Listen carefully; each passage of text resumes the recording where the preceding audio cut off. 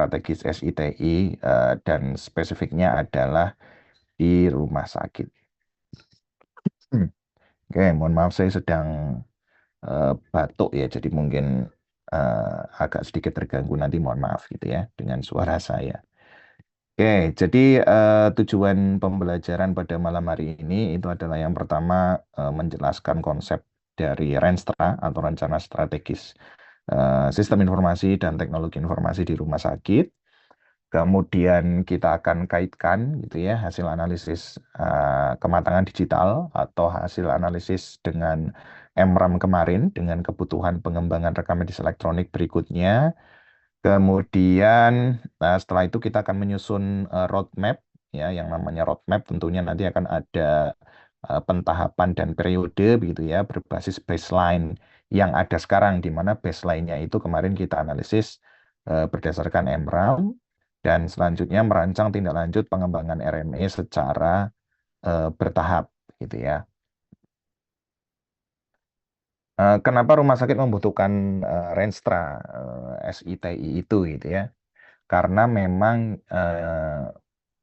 pengembangan sistem informasi dan infrastruktur teknologi informasi di rumah sakit ataupun di institusi yang lain pun itu memang tidak boleh secara sporadis gitu ya. Sporadis itu maksudnya tidak ada perencanaan, pokoknya pengen beli ya beli begitu ya, pengen mengadakan mengadakan, pengen membangun membangun, pengen membuat ya membuat begitu ya, tapi tidak ada perencanaan yang jelas begitu, sehingga langsung eksekusi secara sporadis dalam tanda kutip. Maka hal itu nanti akan menyebabkan banyak sekali permasalahan di lapangan begitu ya, di mana sistemnya barangkali tidak terintegrasi karena masing-masing unit akan mengembangkan sendiri gitu ya. Ini yang masalah yang eh, oleh Kementerian Kesehatan itu yang kemudian menjadi salah satu masalah utama dalam blueprint kesehatan digital gitu ya, bahwa sistem itu terfragmentasi, tidak terintegrasi karena masing-masing mengembangkan sendiri gitu ya. Kemudian tidak sesuai dengan kebutuhan pengguna. Misalkan kita beli sistem yang sudah jadi tanpa melibatkan calon penggunanya, barangkali ya sistem yang dibeli atau sistem yang dibuat bahkan itu tidak sesuai dengan kebutuhan pengguna. Akhirnya jadi boros investasi gitu ya, banyak biaya yang dikeluarkan, hasilnya tidak maksimal, kemudian barangkali juga tidak sejalan dengan visi misi rumah sakit gitu ya. Visi misi rumah sakitnya meningkatkan pelayanan pasien gitu ya, tetapi sistemnya belum bisa menunjang ke arah sana, misalkan gitu. Maka semua harus dirumuskan sejak awal sedini mungkin bagaimana kemudian rencana strategis itu dimatangkan sejak awal sehingga pengembangan ke depan itu semuanya terencana dan termonitor gitu ya. Jadi istilahnya tidak sporadis gitu ya. Nah, bagaimana posisi Renstra ini dalam manajemen proyek gitu ya, khususnya dalam konteks ini adalah manajemen proyek rekam medis elektronik gitu ya. Jadi Renstra ini nanti menjadi jembatan gitu ya, karena kita akan menganalisis kondisi dulu gitu ya, SIM RS atau RME saat ini, kemudian kebutuhannya apa saja sebenarnya, tingkat kematangan digitalnya berapa, targetnya berapa, prioritasnya apa, kemudian roadmap implementasinya seperti apa. Jadi kalau kita kaitkan dengan manajemen proyek, ya manajemen proyek ini sebenarnya menjalankan apa yang menjadi prioritas dari rencana strategis sistem informasi dan teknologi informasi berdasarkan roadmap yang sudah dikembangkan. Jadi kalau mau kita urutkan sebenarnya awal itu ya kita analisis dulu gitu ya. Kita bikin Renstra, roadmap, kita buat program kerja, spesifikasi aplikasi, baru kemudian dieksekusi dengan manajemen proyek gitu ya. Oke. Kemudian sebelumnya teman-teman sudah menganalisis kematangan digital menggunakan MRAM gitu ya. Karena yang tersedia di lab itu ada satu sistem informasi rumah sakit, kemudian kemarin teman-teman coba teman-teman analisis dan kemarin semua sepakat bahwa yang ada di lab itu uh, baru mencapai MRAM yang stage 3 atau sudah sampai di stage 3 gitu ya. Jadi di MRAM itu nanti kita bisa dari hasil analisisnya kita tahu gitu ya modul yang sudah tersedia apa saja gitu ya. Tingkat integrasi datanya bagaimana, bagaimana keterkaitan data antar unit, kemudian cakupan dokumentasi klinisnya seperti apa gitu ya, struktur formulirnya seperti apa, kemudian penggunaan CPOE gitu ya, Computerized Precision Order Entry, kemudian interoperabilitas eksternal dengan satu sehat, dengan BPJS Kesehatan, aspek keamanan dasar dan lanjut gitu ya, kemudian disaster recovery, sistem pendukung keputusan, dan closed loop administration gitu atau validasi digital gitu ya. Yang ini semua disebutkan dalam deskripsinya MRAM yang sebenarnya kalau kemudian sudah memenuhi semua ini gitu ya itu sebenarnya ya sudah sampai di stage 7 kan gitu ya. Tapi ternyata setelah kita analisis tentunya beberapa stage itu tidak memenuhi gitu atau hanya memenuhi sebagian sehingga memang kemudian tidak bisa dikatakan sudah memenuhi sampai stage yang paripurna, stage 7 gitu ya. Tetapi tentunya di situ nanti akan ada gap yang kemudian selanjutnya kita tindak lanjuti dengan rencana strategis, roadmap dan seterusnya yang akan kita bahas di slide ini gitu ya. Kemudian Renstra Sistem Informasi dan Teknologi Informasi ini menjawab 3 pertanyaan utama gitu ya. Jadi yang pertama adalah di mana posisi SIMRS saat ini atau RME saat ini. Kalau kita kaitkan dengan MRAM kemarin ya saat ini ada di stage berapa gitu ya. Kemudian kemana rumah sakit ingin menuju? Misalkan targetnya adalah dalam 3 tahun ke depan itu bisa mencapai stage 5 misalkan gitu. Kemudian bagaimana tahapan untuk mencapainya dalam waktu 3 tahun dari stage 3 menuju ke stage 5. Jadi itu mungkin range jangka pendek gitu ya. Kemudian 3 tahun berikutnya dari stage 5 ke stage 7 gitu. Jadi naik dua stage. Nah, seperti apa tahapan pencapaiannya? Nah, itu yang kemudian ditulis, dianalisis gitu ya, ditulis, dituangkan dalam sebuah dokumen rencana strategis yang itu menjadi pedoman baik itu jangka pendek, jangka menengah maupun jangka panjang terkait dengan pengembangan sistem informasi dan infrastruktur teknologi informasi di rumah sakit terkait. Nah, apa itu Renstra SITI gitu ya? Jadi Renstra SITI adalah dokumen arah pengembangan sistem informasi dan teknologi informasi yang selaras dengan visi misi gitu ya, proses bisnis, kebutuhan layanan, regulasi dan target transformasi digital pada sebuah rumah sakit karena memang dasar penyusunannya kita perlu mempertimbangkan visi dan misi rumah sakit, proses bisnisnya seperti apa, begitu ya, kebutuhan layanan unggulannya seperti apa, regulasi dari pemerintah seperti apa, kemudian target ke depannya seperti apa, sehingga memang perlu kita lakukan analisis baseline-nya terlebih dahulu supaya kita bisa menetapkan target awal dan target yang dituju. Kerangka penyusunan Renstra SI kurang lebih seperti ini, teman-teman. Ada beberapa tahapan gitu ya. Yang pertama adalah analisis lingkungan bisnis dari rumah sakit itu sendiri, ekosistem proses bisnisnya gitu ya.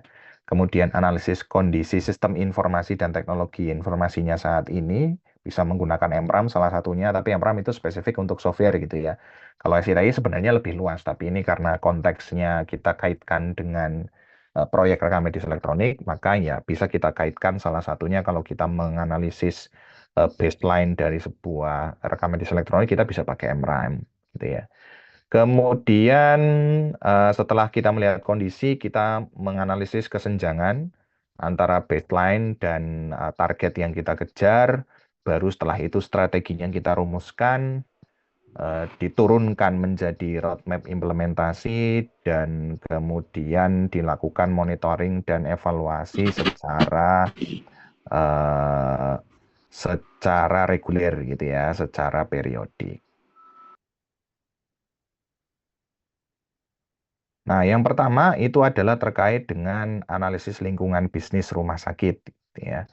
Jadi yang aspek yang dianalisis ini ada banyak gitu ya. Makanya kalau kemarin teman-teman baca paper yang kemarin itu tesisnya Pak Ade gitu ya terkait dengan Renstra SITI itu ada banyak sekali yang dianalisis gitu ya. Kemudian idealnya memang itu dimulai dari visi dan misi rumah sakit. Nah, jadi visinya apa, misinya apa, karena masing-masing tentunya akan punya visi dan misi yang unik sesuai dengan kelembagaannya, begitu ya.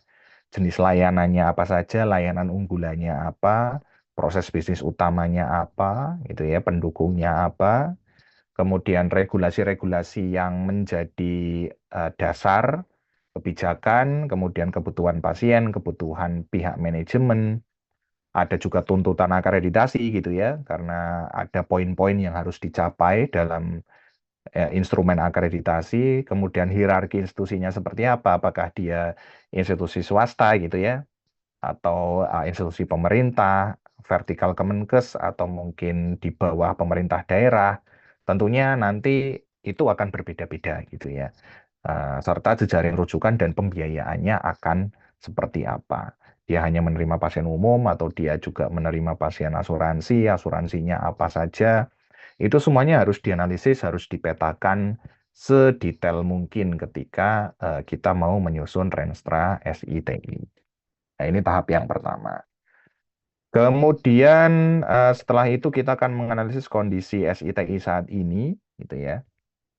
Eh, yang dinilai tentunya kalau kita kaitkan dengan sistem informasi itu adalah sistem informasi apa saja yang digunakan. Seperti yang kita ketahui di sebuah fasilitas pelayanan kesehatan biasanya tidak hanya ada satu sistem informasi gitu ya. Jadi ada beberapa sistem informasi. Bisa jadi SIM-RS sendiri, keuangan sendiri kan gitu ya. Kemudian untuk pengadaan sendiri, bahan habis pakai sendiri barangkali begitu ya. Kalau di puskesmas itu eh, tiap program biasanya punya sistem informasi. Nah, itu kemudian kita lihat gitu ya kondisinya sekarang seperti apa, spesifikasi servernya seperti apa, infrastruktur jaringannya bagaimana gitu ya. Kemudian perangkat keras yang digunakan seperti apa, apakah sudah sesuai dengan kebutuhan tuntutan dari organisasi, keamanannya seperti apa, lalu bagaimana integrasi dan interoperabilitas sistemnya, kemudian sumber daya manusianya gitu ya, sampai ke SOP dan tata kelolanya. Ya, jadi semuanya kita eh, analisis gitu ya, kondisi yang ada sekarang. SDM-nya ada berapa, kemudian SOP-nya sudah disusun semua atau belum, begitu ya, sampai organisasinya seperti apa. Yang akan mengeksekusi rencana strategisnya itu siapa, gitu ya. Nah, itu juga semuanya dianalisis, gitu ya.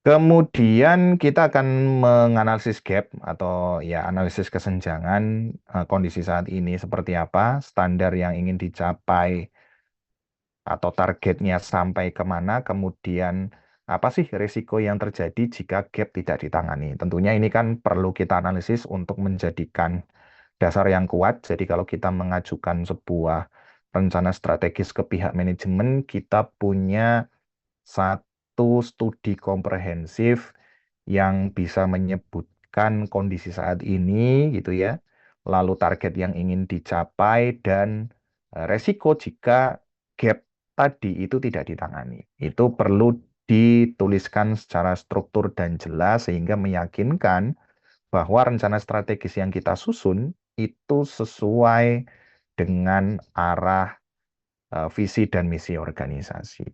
Sehingga nanti pihak manajemen tentunya setelah membaca jadi bisa memahami dan kemudian menyetujui gitu ya. Jadi semuanya harus jelas. Kemudian terkait dengan tadi gitu ya, kita ada visi dan misi. Ya, ini contoh saja. Yang pertama misalkan visinya mewujudkan ekosistem sistem informasi dan teknologi informasi rumah sakit yang terintegrasi, aman, interoperable, dan mendukung pelayanan berbasis data. Misinya itu yang pertama mengembangkan RME terintegrasi, kemudian memperkuat infrastruktur teknologi informasinya, meningkatkan kompetensi SDM dengan pelatihan-pelatihan misalkan, memperkuat keamanan dan privasi data yang selama ini barangkali terabaikan gitu ya. Lalu menyediakan dashboard manajemen yang interaktif dan real time.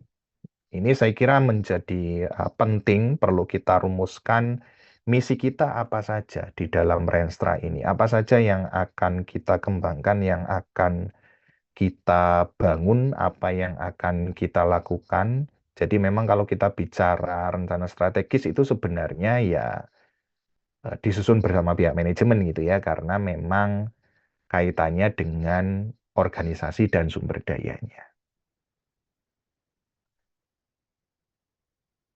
Nah, Renstra SITI ini harus mendukung aktivitas utama maupun aktivitas penunjang. Kalau kita bicara rumah sakit, ya aktivitas utamanya itu adalah aktivitas pelayanan pasien. Ada pendaftaran, ada pelayanan klinis, penunjang medis, farmasi, billing, klaim, pelaporan, layanan personalisasi pasien, bagaimana membuat pasien itu merasa diperhatikan sebelum dia datang, ketika dia datang, kemudian setelah dia pulang, itu dia merasa diperhatikan oleh rumah sakit. Makanya ada layanan personalisasi namanya, gitu ya. Pasien pasien centered care itu kan juga jadi salah satu indikator di Digital Maturity Index.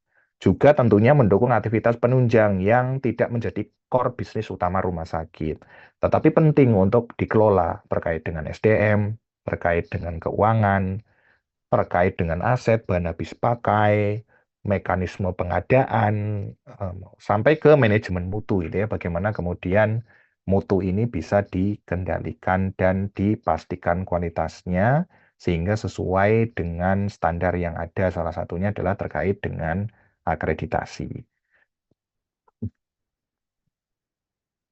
Kemudian seperti yang ada di artikel yang sudah teman-teman baca begitu ya, ada analisis SWOT yang perlu dilakukan untuk memetakan kekuatan, kelemahan, peluang, dan ancaman sehingga nantinya kita bisa menyusun strategi. Namanya Renstra, rencana strategis, itu berarti ya strategi-strategi yang disusun setelah kita menganalisis SWOT tadi, ya, kekuatan, kelemahan, peluang, dan tantangan. Nah, kekuatan ini tentunya ya yang bisa kita identifikasi, yang memperkuat posisi kita sekarang itu apa, gitu ya. Bisa jadi dukungan manajemen, bisa jadi infrastruktur awal itu sudah baik, kematangan digitalnya sudah tinggi, gitu ya. Itu kekuatannya punya instalasi TI sendiri, katakanlah gitu. Kelemahannya barangkali ya aplikasi yang sekarang sudah tidak bisa dikembangkan lagi karena keterbatasan teknologi, misalkan. Kemudian SDM di instalasi TI itu ada tetapi terbatas. Nah, itu kan contoh kelemahan-kelemahan gitu ya. Kemudian sistem disaster recovery belum terimplementasi dengan baik, infrastruktur internet masih belum optimal misalkan. Kemudian peluang-peluang juga kita identifikasi ya, seperti Permenkes 24 itu juga adalah peluang sebenarnya karena memang semuanya diwajibkan untuk mengimplementasikan rekam medis elektronik, di mana kemudian rekam medis elektronik menjadi salah satu indikator yang harus dicapai. Pengiriman data ke Satu Sehat itu juga menjadi salah satu indikator yang kemudian menjadi salah satu penilaian performa dari rumah sakit. Nah, ancaman-ancamannya apa? Ya, ancaman-ancamannya kalau kita bicara sistem elektronik, ya keamanan data ini pasti banyak dibahas gitu ya. Bagaimana keamanan data, bagaimana memastikan data itu tidak bisa diakses oleh orang yang tidak berhak, bagaimana memastikan bahwa data yang disimpan itu tidak diotak-atik atau tidak dirubah oleh orang lain yang tidak berhak. Kemudian ancaman yang lain lagi ya resistensi pengguna gitu ya. Awal-awal implementasi rekam medis elektronik pasti akan banyak resistensi dari pengguna yang merasa tidak terbiasa ketika mereka menggunakan sistem informasi berbasis elektronik dan saya kira itu wajar gitu ya. Nah, itu kan perlu dipetakan sehingga nanti kita bisa menyusun strategi-strategi yang tepat untuk menjalankan rencana strategis yang sudah kita susun.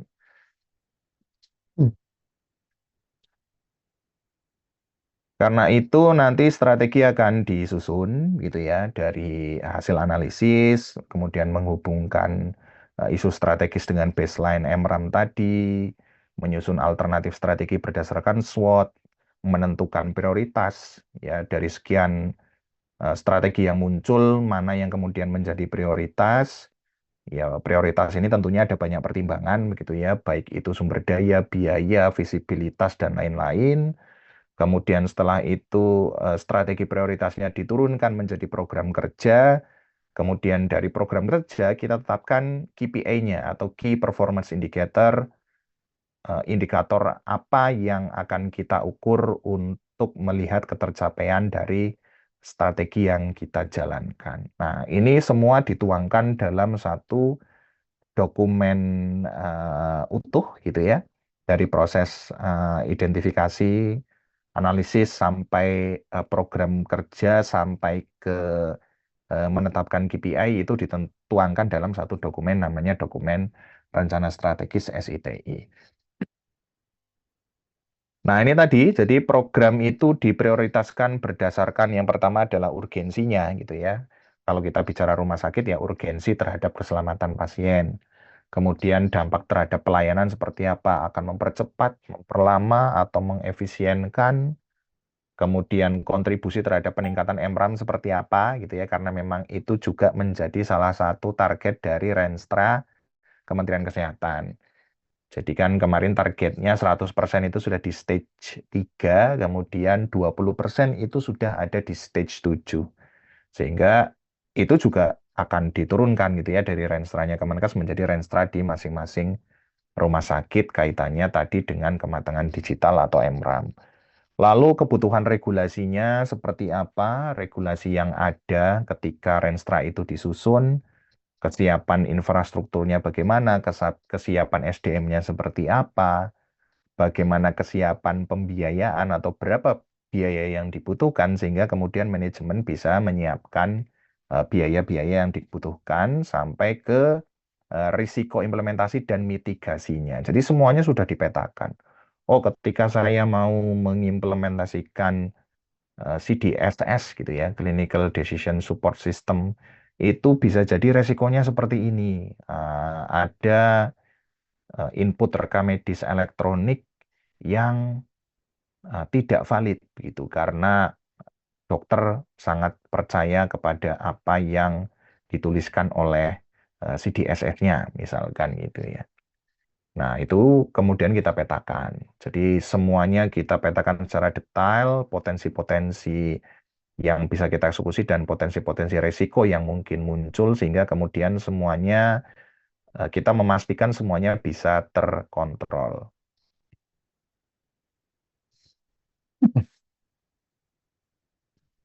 Kemudian untuk menentukan prioritas kita bisa menggunakan formula seperti ini gitu ya. Ketika dampaknya tinggi, kesiapannya tinggi, berarti ini bisa menjadi prioritas utama, bisa kita kerjakan segera. Kalau dampaknya tinggi tapi kesiapannya rendah, ya kita jangan eksekusi dulu.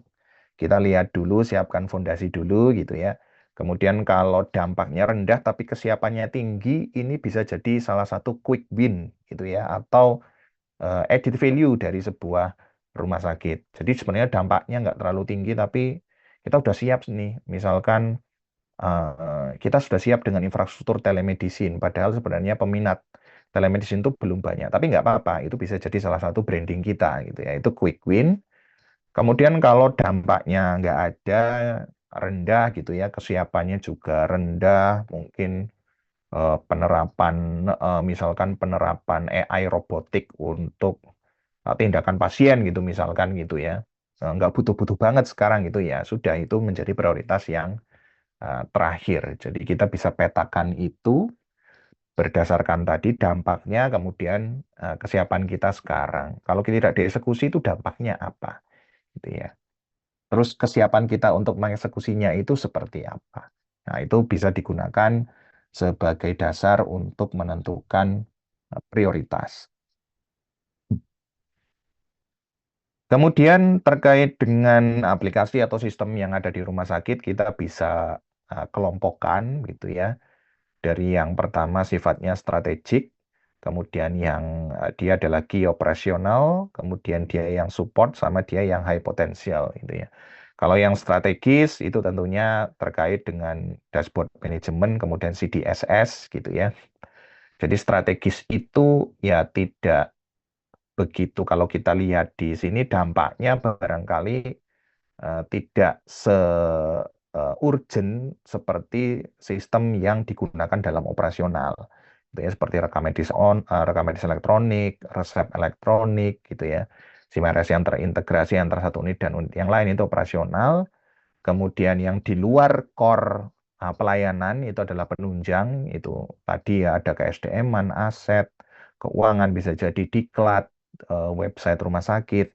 Kemudian ada yang quick win atau dia potensial untuk kita eksekusi gitu ya. Walaupun ya sebenarnya dampaknya mungkin tidak terlalu signifikan atau belum begitu ya. Tapi bisa jadi trennya ke depan ke arah sana. Misalkan telemedicine, portal pasien gitu ya, rekam kesehatan personal, pasien bisa mengelola sendiri hak akses dari rekam medis dirinya sendiri. Nah, ini bisa kita petakan, tetapi tentunya setelah kita petakan, kita akan melihat prioritas yang akan kita kembangkan itu yang mana gitu ya. Nah, ini contoh penyusunan roadmap. Jadi dari dokumen yang kemarin teman-teman susun, yang terkait dengan MRAM, sudah ada di stage berapa, itu kemudian bisa kita buatkan menjadi sebuah roadmap pengembangan rekam medis elektronik. Misalkan, ya ini contoh saja gitu ya, ini contoh saja. Misalkan kemarin hasil penilaian MRAM-nya itu ada di stage 3.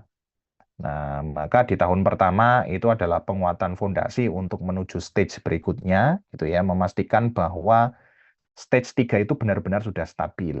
Nah, programnya apa? Programnya kita evaluasi lagi secara lebih detail, infrastruktur kita perkuat lagi, misalkan spesifikasi hardware-nya kita tingkatkan, bandwidth internetnya kita tambah, misalkan begitu ya. Kemudian kita pastikan bahwa pengguna itu tidak menggunakan akun bersama-sama, tetapi masing-masing punya akun yang unik sendiri-sendiri. Ada fitur audit trail, kemudian ada SOP yang sudah disusun sehingga menyeragamkan semua proses bisnis di rumah sakit, sampai dilakukan pelatihan-pelatihan pengguna untuk memastikan bahwa stage 3 ini betul-betul sudah matang gitu. Nah, ini contoh misalkan.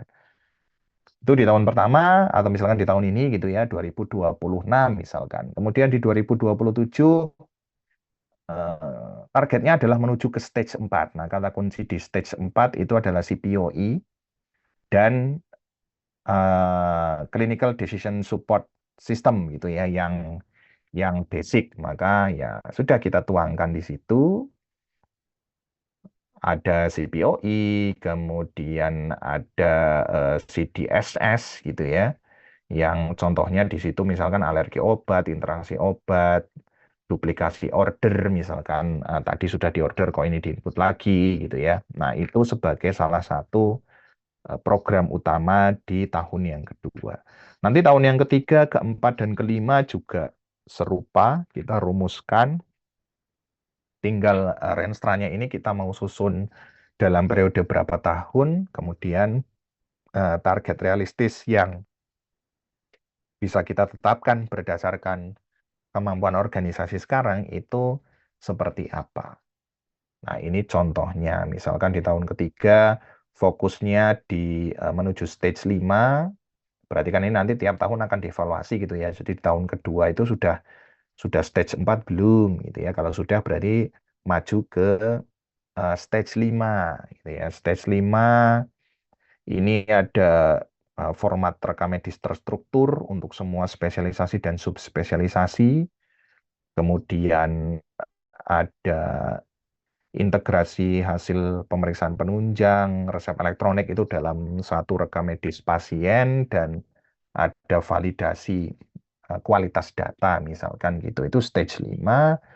Baru kemudian di tahun keempat fokus ke closed loop clinical process atau closed loop administration. Dan di stage 7 itu fase untuk membuat semuanya itu berjalan stabil, nyaman, betul-betul paperless gitu ya. Kemudian dengan segala mitigasi resikonya sehingga semuanya nyaman menggunakan sistem yang berbasis elektronik. Nah, itu kan perjalanan panjang gitu ya. Nah, perjalanan panjang itu kemudian bisa kita susun dalam sebuah roadmap pengembangan. Nah, tentunya roadmap ini sifatnya masih general, masih umum, sehingga memang kemudian perlu kita turunkan menjadi program kerja yang lebih spesifik. Nah, contohnya ini, jadi kita bisa turunkan menjadi program kerja yang lebih spesifik. Misalkan program kerjanya penguatan tata kelola atau implementasi CPOE, misalkan gitu ya. Kemudian kegiatannya apa? Kita buat tim, kita tetapkan PIC tiap unit, kemudian rencana kerja kita susun, kemudian SOP terkait CPOE kita susun, gitu ya. Jadi nanti ada SK tim, ada SOP, ada jadwal implementasi, dan ada key performance indicator yang bisa diukur secara periodik ya di akhir masa eh, periode renstranya atau roadmap-nya. Kemudian kita jabarkan lagi gitu ya sampai ya ini misalkan kalau ini contoh roadmap tahun kedua nih misalkan ya. Karena kota kuncinya kan CPOI ya. Jadi misalkan ini tahun yang kedua. Jadi dari tadi yang ini di sini roadmap di tahun kedua dengan program utama seperti ini. Kemudian kita turunkan menjadi program kerja di tahun kedua termasuk dengan indikator capaiannya yang nanti di akhir tahun akan kita ukur, akan kita evaluasi. Bisa juga nggak harus di akhir tahun gitu ya, tetapi secara periodik akumulasinya akan kita pantau. Nah, ini contoh. Ya, jadi bisa kita buat lebih detail lagi, persis seperti kemarin teman-teman ketika dari deskripsi MRAM, kemudian diturunkan menjadi deskripsi indikator pemenuhan capaian yang lebih detail lagi. Nah, ini juga sama, diturunkan menjadi program kerja yang lebih detail lagi. Kalau terkait CPOI itu kira-kira implementasinya akan seperti apa. Kemudian terkait dengan CDSS itu nanti juga seperti apa, kemudian apa yang akan dieksekusi lebih dulu itu dituangkan di dalam program kerja ini. Sehingga memang bisa kita kawal kalau itu kita buat tahunan dalam setahun, itu ada berapa program kerja, kita evaluasi secara periodik ketercapaian dari KPI-nya. Apakah sudah sesuai dengan yang ditargetkan di awal? Jika belum, apa kendalanya? Dan kemudian ya tetap harus dikejar karena namanya ini adalah target tahunan. Berarti kan ya harus kita kejar sebisa mungkin. Walaupun nanti ketika di akhir tidak 100% terkejar, kita punya analisis yang jelas yang dapat diterima kenapa kok kemudian key performance indikatornya tidak sesuai dengan target atau misalkan kurang sedikit dari target. Lalu yang tidak kalah penting adalah manajemen resiko tadi gitu ya. Jadi dalam satu dokumen Renstra setelah kita analisis, kita buat strategi, roadmap, program kerja yang tidak kalah penting adalah bagaimana kita menetapkan atau menyusun manajemen resiko dari strategi atau program kerja yang kita jalankan. Nah, ini contoh-contohnya gitu ya. Misalkan resikonya itu adalah resistensi pengguna. Dampaknya tentunya sistem tidak digunakan optimal karena pengguna nggak mau pakai gitu ya. Nah, mitigasinya apa? Mitigasinya berarti kita lakukan pelatihan, kita lakukan pendampingan, kita pilih champion-champion di sana gitu ya. Jadi champion itu adalah orang yang punya passion gitu ya, punya passion terkait dengan RME, kemudian kita gandeng untuk menjadi semacam agen ambasador gitu ya dari uh, implementasi RME ini kepada teman-temannya di unit tersebut. Jadi nanti tiap unit ada championnya gitu ya, istilahnya seperti itu. Kemudian resiko yang lain misalkan downtime, kalau sudah full elektronik, kalau listriknya terputus bagaimana? Nah, tentunya itu juga harus disiapkan karena tentunya layanan akan terganggu, di mana semua sangat bergantung kepada data yang ada di sistem elektronik. Ketika listrik mati, sistem nggak bisa diakses, maka ya otomatis layanan akan terganggu. Nah, mitigasinya seperti apa? Misalkan kita siapkan genset, ya ada backup database, kemudian ada disaster recovery, dan ada SOP downtime yang sudah disosialisasikan dan disepakati bersama. Resiko lain misalkan data nggak lengkap gitu ya. Untuk mengatasinya bagaimana? Bagaimana kalau integrasinya itu gagal? Ternyata tidak semua data bisa terkirim ke server satu sehat misalkan. Kemudian kebocoran data gitu ya. Beberapa waktu yang lalu kan juga ramai kebocoran data di BPJS Kesehatan, di rumah sakit dan lain sebagainya. Nah, itu mitigasinya seperti apa?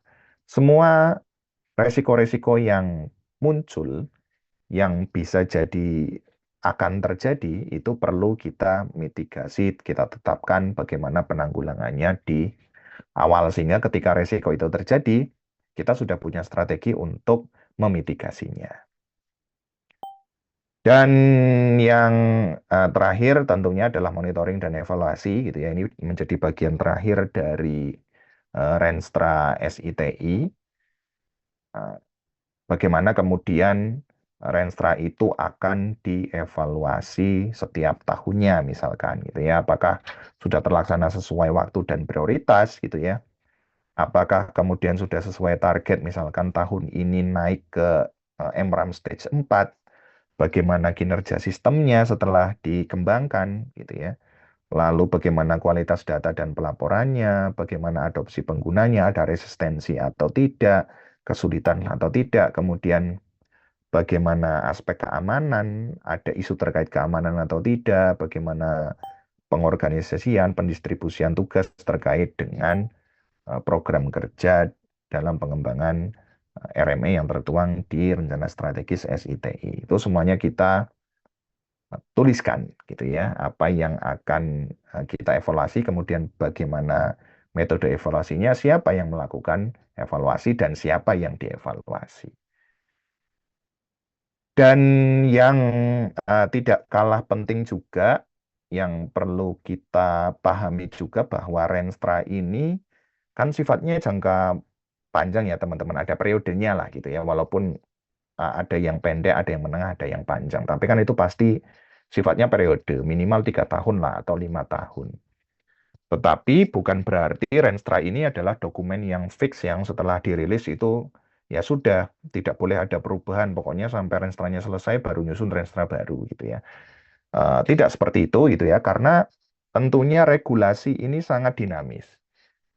Bisa jadi tahun 2022 keluar Permenkes 24, tahun 2026 keluar Permenkes baru yang mengupdate Permenkes 24 gitu ya. Sehingga kemudian barangkali beberapa aspek di Renstra itu sudah tidak relevan lagi.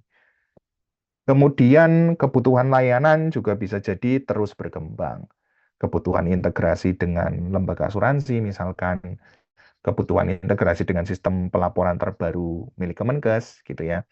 Teknologi juga sama, teknologi terus berkembang, bisa jadi ada teknologi yang lebih efisien, yang lebih baru daripada yang tertulis di Renstra gitu ya. Yang tentunya akan memengaruhi banyak aspek juga seperti resiko keamanan gitu ya. Target organisasi yang barangkali juga perlu di-adjust lagi yang itu bisa saja berubah dari waktu ke waktu. Maka Renstra ini bukan sesuatu yang kaku, bukan sesuatu yang statis, tapi tetap bisa kita sesuaikan dengan monitoring dan evaluasi secara berkala. Jadi memang perlu kita tinjau secara berkala, kemudian kita evaluasi, dari hasil evaluasi kemudian kita baru bisa menentukan apakah di tahun depan itu masih sesuai dengan yang tertulis di Renstra atau perlu kita adjust lagi. Ya, dan itu mengikuti kebutuhan layanan, kebutuhan teknologi, kebutuhan regulasi yang ada pada saat itu. Jadi bukan sesuatu yang kaku gitu. Nah, ini yang terakhir teman-teman kesimpulannya gitu ya, karena ini sebatas teori saja. Jadi bahwa MRAM ini yang kemarin sudah teman-teman analisis itu dapat digunakan sebagai baseline untuk menentukan gap dan target pengembangan. Jadi kalau kemarin baseline-nya adalah MRAM stage 3, berarti kita akan menyusun Renstra untuk sampai ke stage 7 misalkan, yang baseline-nya itu dari stage 3. Renstra SIT ini harus selaras dengan visi rumah sakit, regulasi, proses bisnis, dan tentunya kebutuhan pengguna. Di mana nanti strategi SIT ini akan diturunkan menjadi roadmap yang per tahun itu tadi, kemudian yang per tahun kita turunkan jadi program kerja, tiap program kerja itu ada KPI-nya yang memang terukur dan bisa kita ukur. Renstra juga harus ditinjau secara berkala agar tetap relevan dengan perubahan regulasi, teknologi, dan kebutuhan layanan. Jadi bukan suatu yang kaku. Jadi setiap kali kita meninjau capaian Renstra, itu bisa kita analisis lagi untuk tahun berikutnya atau periode berikutnya, apakah masih tetap sama dengan yang pertama kali dirumuskan, atau bisa jadi bertambah gitu ya, bertambah cakupannya, atau berubah, atau ada adjustment lagi sesuai dengan perkembangan yang ada di lapangan. Gitu ya. Saya kira itu teman-teman terkait dengan teori Renstra SITI, tetapi intinya sih secara praktis itu harapannya teman-teman bisa menyusun roadmap berdasarkan hasil analisis MRAM yang kemarin gitu ya untuk menentukan target-target di tiap tahun sampai kemudian dia menuju stage yang paling tinggi dan dari tiap target tiap tahun itu kemudian diturunkan menjadi program kerja dan KPI. Jadi sebenarnya aktivitas selanjutnya ya nanti teman-teman akan menyusun ini gitu ya. Sebenarnya kemarin teman-teman juga sudah menyusun rekomendasi gitu kan, tapi kan itu rekomendasi masih sifatnya general. Nah, kalau ini kan sudah terstruktur dan terukur gitu ya. Jadi waktu pencapaiannya, apa saja yang mau dicapai, kemudian indikator bisa dikatakan tercapai itu seperti apa. Nah, utamanya ada di dua slide ini. Nanti silakan teman-teman bisa baca sendiri lebih lanjut. Kemudian dari yang kemarin teman-teman sudah temukan, itu bisa dielaborasi lagi bagaimana ketika nanti dibuat seperti ini. Nah, kurang lebih seperti itu, teman-teman yang dapat saya sampaikan terkait dengan Renstra SITI. Berikutnya, jika ada yang ingin ditanyakan atau dikonfirmasi, silakan. Sementara belum ada aktivitas gitu ya. Sementara belum ada aktivitas, nanti teman-teman baca dulu saja di situ. Teman-teman pahami, karena kalau kemudian harus menyusun roadmap dan program kerja secara individu kayaknya nanti terlalu berat ya. Nah, nanti kita bahaslah bagaimana praktiknya atau simpelnya gitu ya. Oke, silakan kalau ada hal-hal yang ingin dikonfirmasikan teman-teman.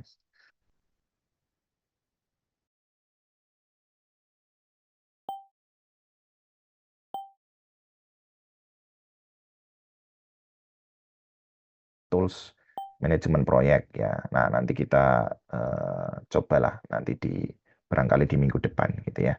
Terima kasih teman-teman. Dengan demikian sesi kuliah pada hari ini saya akhiri.